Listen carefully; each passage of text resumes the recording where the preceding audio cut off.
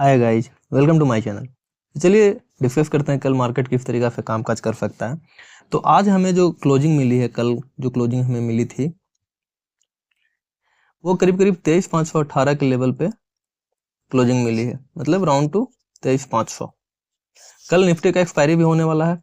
Make sure अगर sideways हो तो आप ट्रेडिंग ऑप्शंस में ना करें, क्योंकि maximum day expiry day sideways में अगर होता है तो फिर ऑप्शन बाइंग में आप लॉस कर सकते हो। ठीक है, उससे अच्छा आप बैंक निफ्टी का मंथली एक्सपायरी में आप ट्राई कर सकते हो। कल से एक और नया चीज़ हम लोग को देखने को मिलेगा, जो कि जो रिमेनिंग कॉन्ट्रैक्ट्स हैं, ऑप्शन कॉन्ट्रैक्ट्स, सारे का वीकली एक्सपायरी खत्म होने वाला है। सिर्फ निफ्टी और सेंसेक्स का होने वाला है। तो कल से मेक श्योर स्टार्टअप छोटे लॉट से करें। आप देखें कि किस तरीके से वॉल्यूम कौन से वीकली एक्सपायरी में गिर रहा है, या फिर अगर आप मंथली कॉन्ट्रैक्ट आप बैंक निफ्टी में ट्रेड करते हो तो बैंक निफ्टी का मंथली कॉन्ट्रैक्ट में कैसे वॉल्यूम आ रहा है। मेक श्योर करो, थोड़ा सा एक हफ्ता 10 दिन आप टेस्ट करो, उसके बाद ही फिर आप प्लान करो। ठीक है, चलिए 15 मिनट के चार्ट पे आते हैं और फिर डिस्कशन करते हैं कि मार्केट कल किस तरीका से कामकाज कर सकता है।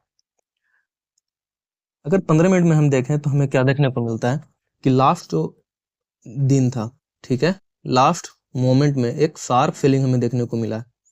अब देखो करीब करीब 23,800 से लास्ट 1 आवर में शार्प सेलिंग देखने को मिला है। अब इसमें क्या प्लान कर सकते हैं, मैं छोटा सा इसको चार्ट को जूम इन करता हूं।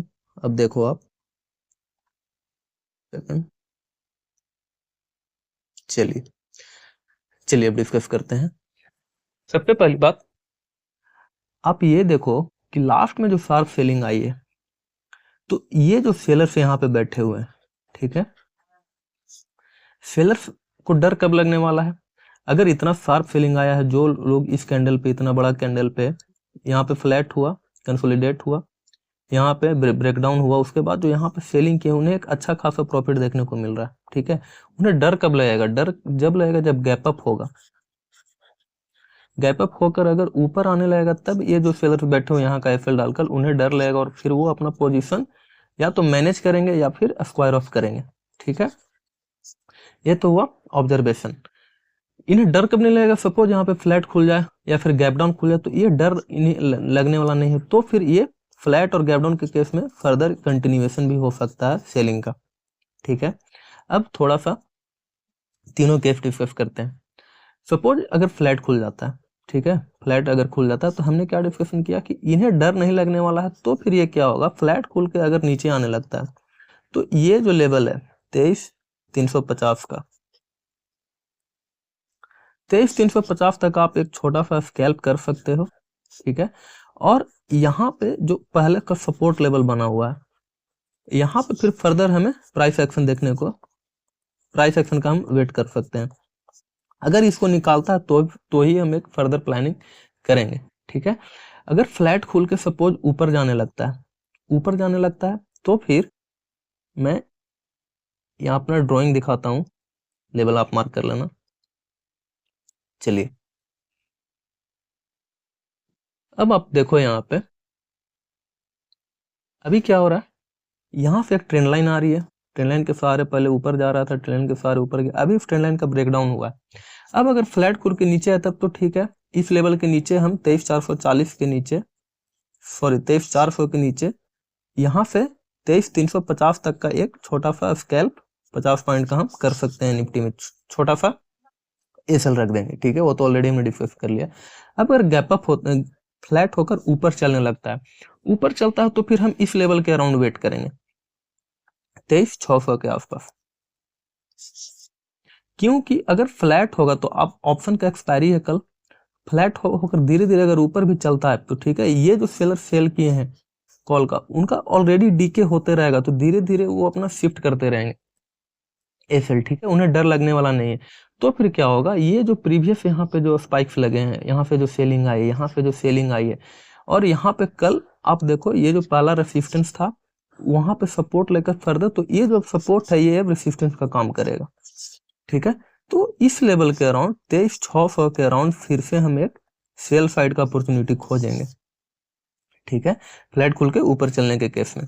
और इफ गैप डाउन खुल जाए, अगर गैप डाउन यहाँ पे समहाउ खुल जाता है, गैप डाउन खुल के यहाँ पे इस लेवल पे गैप डाउन खुला, यहाँ पे अगर कंसोलिडेट हुआ तब तो फिर एक बहुत अच्छा ट्रेड मिलने वाला ऑप्शन बाइंग का।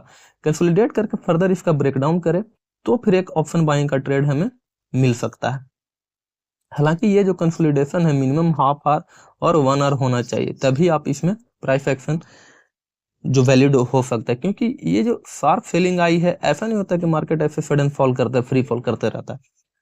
यहाँ से आया गैप डाउन खुला, थोड़ा सा कंसोलिडेशन होना चाहिए, तब ब्रेकआउट के बाद हम लोग ऑप्शन बाइंग का सिनेरियो प्लान कर सकते हैं।